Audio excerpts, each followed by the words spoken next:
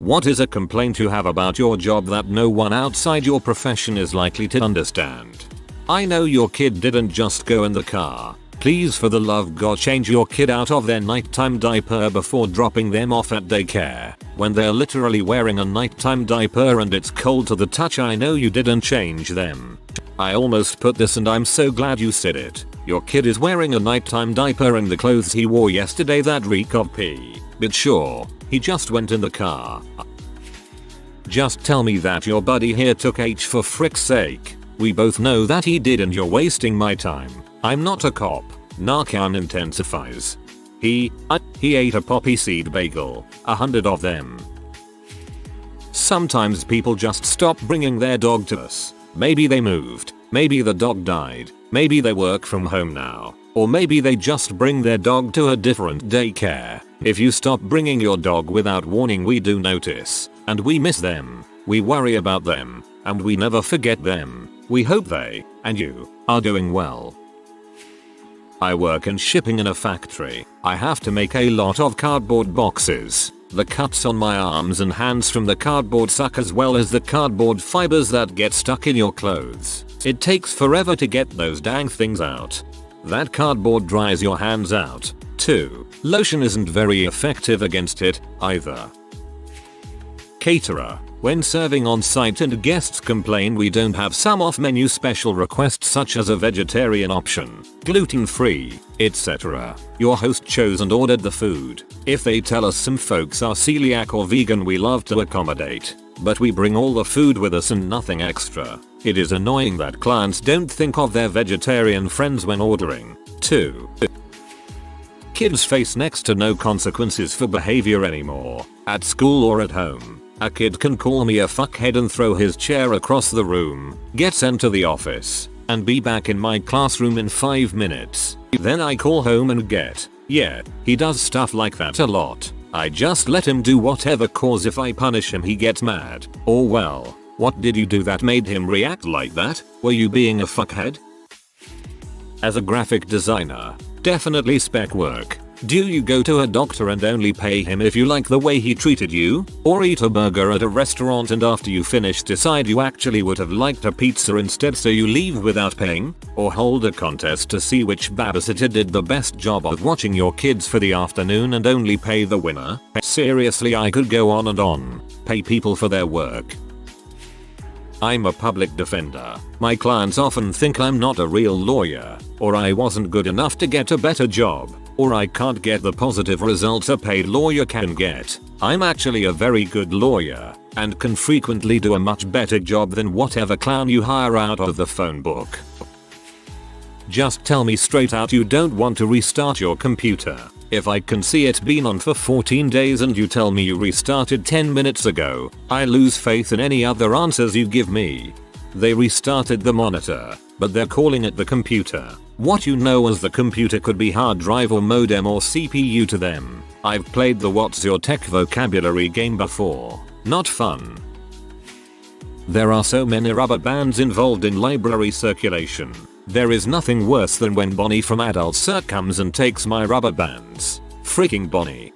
Not just rubber bands. I've had my sellotape, stapler and scissors nicked by freaking teachers who think they need the supplies more than the librarian. Get absolutely fricked, Geraldine. I run a cam vid at large events. Big complaint is when we're doing a promo cam or just a dance cam and someone is screaming for my attention. I put them up and they go all prairie dog on me. Look at me. Look at me. Don't look at me. Ain't gonna lie, I read that as porno cam. I'm a mid-level manager in a large global company, so on paper it's a really great job with all the benefits. The complaint is that since I am someone with a lot of ideas and want to drive change, I tend to get frustrated because our senior managers can't make decisions. Most large companies I've worked with become like large government departments at is. There is far too much discussion, debate, analysis, and everyone is too scared to make a decision lest they be proven wrong and damage their career progression. As a senior leader, you're better off making lots of small, safe decisions and maintain things than try to forge a bold, new path. Teacher here. I could complain about the lack of funding, the standardized testing, the terrible students and their terrible parents. However, it is the overuse of acronyms that drives me nuts. I'm going to spend my PLC time to finish my IPDI. That will help my GTL and Ella, who is getting an IEP at the MRT meeting. Oh, the acronyms. I'm a sign language interpreter at a high school for both students and faculty. My first week I was interpreting a PLC and they started talking about elves. I almost signed elves cause that's what I heard. I quickly snuck a peek behind me and saw it on the board. I made it a point to learn the dang acronyms before the meeting after that. I'm a non-profit marketing, and the only marketing person at my non-profit. All my co-workers think my only job is to make things look pretty. I work in the child welfare system, not a lawyer, not a social worker. Just to clarify, the last 2 weeks of school we get bogged down and backlogged by a torrential downpour of truancy reports. To the schools that wait a full semester to report a kiddo that has shown up for 2 full days of class, I don't get you. And for the people that peace out several weeks early to go on some massive summer break road trip vacay, you have to formally withdraw transfer, at least excuse your child or you will get reported for truancy because school attendance is the law. Also, please don't call and yell at me over having a case opened on your truant child. I literally push papers, write memos, and send schedule reminders. I have neither the power nor the desire to do that. I teach. People don't realize how much money we spend on our classrooms. $4,000 in 1 year is a lot. The school districts make it worse by taking advantage of the fact that teachers are willing to spend their own money and do things like stop buying paper mid-year. I've spent the last 6 months working on this one paper and I just learned this other paper makes a similar point. But you see, mine deserves to be published because my point is slightly more interesting. Please publish my paper. I feel like, particularly if you've done independent research, another paper with a similar point is a good thing because now we have corroboration. That I must earn a fortune as a funeral director. I love the job, but I made much more pushing mops at a hospital, coffin manufacturers, cemeteries, chemical companies, doctors, cemetery crematorium, celebrants, government on fees, all make much more. That's where your money goes that you pay a funeral director. Also, another misconception that I'm some sort of legal expert on wills etc. Note, I'm a funeral director, not a lawyer. Being expected to work 12-hour shifts while taking crap for things you can't control and never being paid for overtime. If you're waiting, that means you aren't dying. You're waiting hours because there are people dying that need our attention. We really are sorry that you are waiting. We don't want you to be here as much as you don't want to be here. If we could get you in and out to get on with your day, believe me, we would. The one time I went in with severe abdo, don't do CrossFit, they had an IV in both arms before I had barely told them my name. Tridge works. As a nurse, if someone clogs their toilet or their TV malfunctions, I'm expected to become a maintenance man right away. If someone gets slightly thirsty or wants a snack, I'm supposed to drop the life-saving medicine I'm passing to become a waiter. The patient needs to call someone or needs someone's phone number. I guess I'm a secretary now. I can name a few other scenarios. Basically, as a nurse, your patients often are non-compliant with their care and instead see their stay as though they are in a 6-star resort where they don't have to lift a finger. It's crazy how many hats nurses have to wear. OMG, so much this. Nurse, the TV is not working. Nurse, my tea is cold. Nurse, fluff my pillow even though both arms are working and I'm going home today. Grown adults know nothing about their bodies or other people's bodies, and it's important to not be condescending when you explain what a clitoris is. Seriously people, you can't just slap a linear regression on any set of data. There are assumptions that you must meet before you can claim that your analysis has any meaning. Not so much a complaint, but more just my constantly worrying inner monologue. Did I turn my gas tanks off correctly? Did I bleed the lines? Is my shop filling up with propane and oxygen right now? Is my house going to freaking explode? Did that hot piece of glass that went flying ever cool down, or is it smoldering somewhere and just waiting to start to fire when I'm not looking? Glass splinters really hurt because they are so clean and sharp they tend to go straight to the bone. If I had one complaint I think doesn't apply to most people, it's this. You think stepping on Legos in the middle of the night is the freaking worst. Try stepping barefoot all over some broken glass because you're an idiot and forgot to sweep it up earlier when you were working. In my life, broken glass everywhere is just normal. That was a long night of picking dirty broken glass out of the bottom of both of my feet and bleeding so much I completely drenched 2 bath towels in blood. Also, I accidentally poured rubbing alcohol on the wound instead of hydrogen peroxide and I literally felt my scrotum tighten up from the stinging pain, like it was afraid it was next. Also, having molten glass drip into your lap is the worst because your pants burst into flames instantly. Luckily it dripped into the spot just beyond the tip of my dong and fell between my legs and splattered on the concrete below, with 2 burning holes on the front and back of the crotch of my pants. So yeah, almost dripping a drop of man-made lava onto my balls was certainly a wake-up call. I work standing up at all times now and refuse to sit in a chair and do lamp working. No sir, never again. I'd rather it drip onto my shoe and burn a toe or 2 off instead of my balls any day of the week. Also, have you ever been hanging out in the middle of the summer in the high 90s low 100s and thought to yourself that what you need to do right now is hop behind a blazing hot torch for a few hours? I swear I've boiled my brain in my shop a few times. I only took half a semester of glass blowing before deciding I was all set with being burnt to crap on the regular. This makes me all the more thankful for all of the glass artists that literally play with fire to make my pretty paraphernalia though.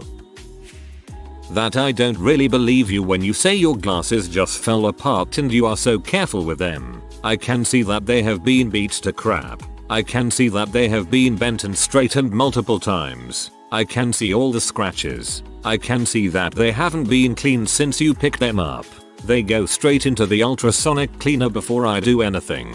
We call it nose cheese. And I know that you got them online. It doesn't matter, we adjust all glasses. Fitting not necessary. Also, that I know you don't understand optics. So you're telling me what you think is the problem won't help. Tell me what you are experiencing. That's how I know what the problem is. It's like going to the doctor and saying I have cancer, give me chemo, when all you need is an aspirin. Let me do my job. I sell things on eBay and Amazon for a living. Both websites are constantly making it harder for smaller sellers to make a living by catering almost exclusively to buyers. For example, anyone can now buy anything on Amazon or eBay, use it for a month, dang near destroy it, and then simply claim it is not as described and send it back for a full refund. Oh, and I have to pay the shipping both ways. Most of us are honest people who sell decent items and are just trying to pay our rent. A few bad apples and a slew of Chinese mass manufacturers are making it very difficult. Please don't do this to small sellers. If you're pissed off at capitalism and feel entitled to free crap, take it from Best Buy or Walmart. Don't rob the single mother selling homemade jewelry or the local bookshop trying to bolster sales online. People not sanitizing their hands between cat cages, or letting their kids stick their fingers in every cage. Cats are getting really sick at my shelter. You don't know heartache until you have to euthanize a once cuddly, playful kitten because people couldn't spare 2 seconds to apply hand sanitizer and caused her to get a terrible upper repository infection. RIP Sasha. Right, that hand sanitizer is there for a reason. I can't stand it when people do that. Keeping it brief, I deal with doctors all day and it's amazing how little they understand in regards to the business end of things. It's understandable though. They go to a lot of school and are fully immersed in their field, but it's amazing how little they understand when it comes to taking care of their practice and its growth. For God's sake, Jim, I'm a doctor, not a businessman. Getting called in for a surgery that could definitely wait until the next morning, just because the on-call surgeon didn't want to go last. 1-star reviewers. Man. I get it. You didn't like the book. That's cool. I understand that romance isn't for everyone. We've all read books that were a little disappointing. But dang, there's no need to be so vitriolic about it. With some people it's like an arms race of how disparaging they can be towards the author. The author who, it has to be said, has at most taken a couple of dollars and a few hours of their time. Based on some of the reviews I've had, you'd honestly think that the middle third of the book was made up entirely of pictures of the reviewer's husband cheating on her with the babysitter. I have long felt that any reviewer who expresses rage and loathing for a novel or a play or a poem is preposterous. He or she is like a person who has put on full armor and attacked a hot fudge sundae or a banana split. Kurt Vonnegut Jr.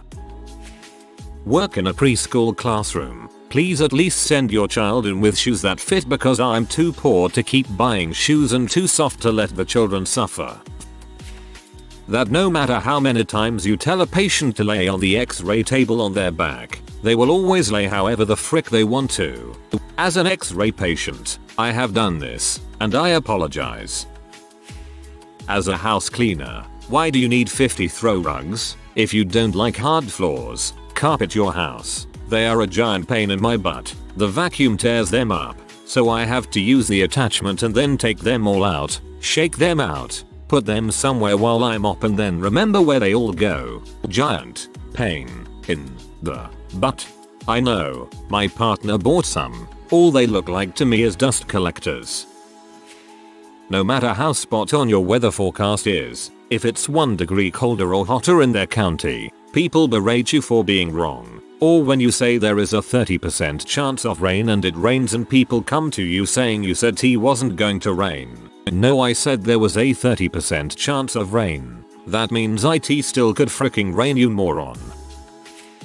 As a dental assistant, you see the true colors and bad sides of the dentists, and the abuse you have to put up with sometimes as their employees. No one ever sees it because they act like the happiest, nicest people to the patients, but they're not at all.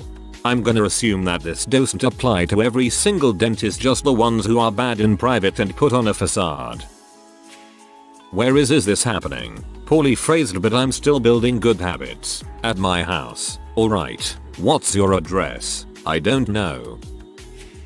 Drop it. That is not a food. I've pried some fun crap out of dogs' mouths. To add to this, turd burgling. If you have a dog, it either will, actively does, or has seriously considered consuming a turd. Also, if you ask us to do more than refill the water dish, hand over a prepared Kong, or put the dog back in their crate, tip us. I'm here to take care of your dog, not to prep your home for you when you get off work. That people don't only call 911 for true emergencies. I've taken more benign complaints to the hospital than legitimate ones. On that note, we're not just ambulance drivers, we have training and I need to perform an assessment and ask you a lot of questions before going to the hospital. Don't tell me to just take you to the hospital, that's not all I do. That, and please for the love of God pull to the right and stop when an emergency vehicle comes up behind you. Pulling to the left or just slamming on the brakes in front of us does us no favors. Performing musician, recording, mixing engineer here. I constantly get asked to work for free, for far less than the rate I charge, or for my personal favorite, exposure. But the second I ask the person who called me if they can work for me for free, all of a sudden it's a problem. If you ask anyone of any profession to work for free, you're a C. End of story. All this must be done tonight. Okay, you realize this is 15 hours worth of work because I can't make the machine go faster? Oh okay. You realize I am only here for 8 hours, right? No, I am not staying. I have a family and I don't know how to spray LPI. No, I don't want to know, else I'll be here till 2 AM. Failure to plan on your part does not constitute an emergency on mine. I'd like to place a delivery. Okay, sure. What's your phone number? Oh, I don't know. A minute or two passes while they try to figure out what their own phone number is. Great, thanks. What's your address? I don't know. Or my personal favorite, when I read their order back to them and they correct me that they don't want beef. They want hamburger. What the frick do you think hamburger meat is made out of? Former job. Still salty. Stop bringing me 400 pounds of wash half an hour before close and then bitching when IT won't be done tonight. Current job. So your kid is turning 12? That's cool. Did you think that maybe their birthday comes on the same day each year and can be planned for? What's that? Oh, you always wait until the last minute, he? Lady IT's Saturday morning during graduation wedding season. I can't just fit you in. Oh, what's that? It's just cake and icing. How hard can it be? It's not, just like planning ahead isn't.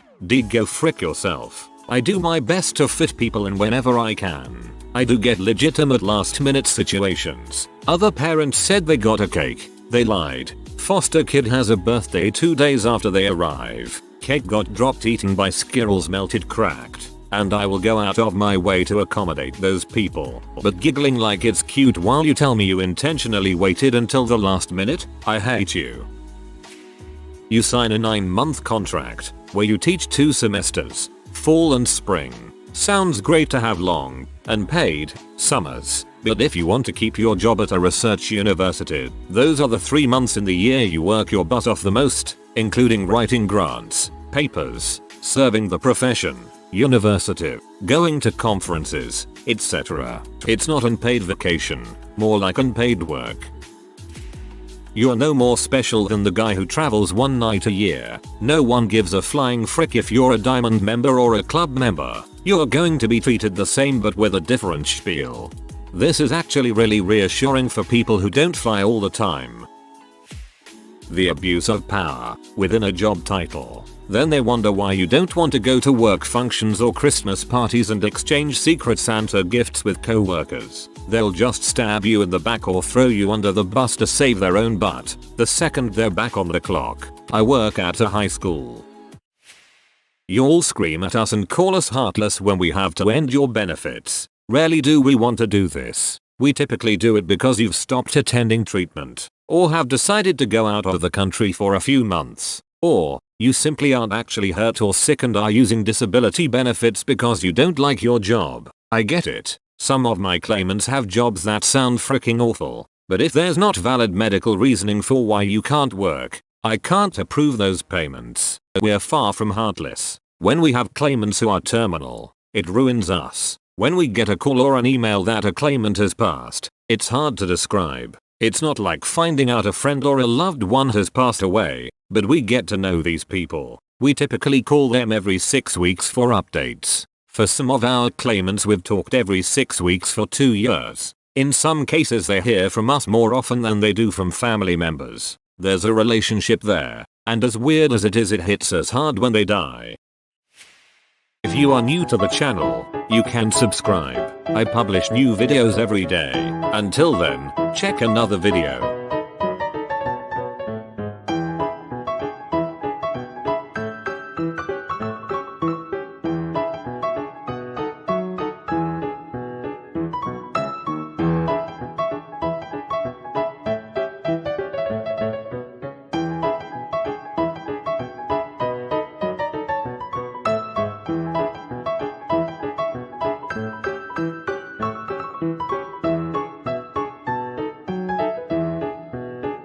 Bye for now.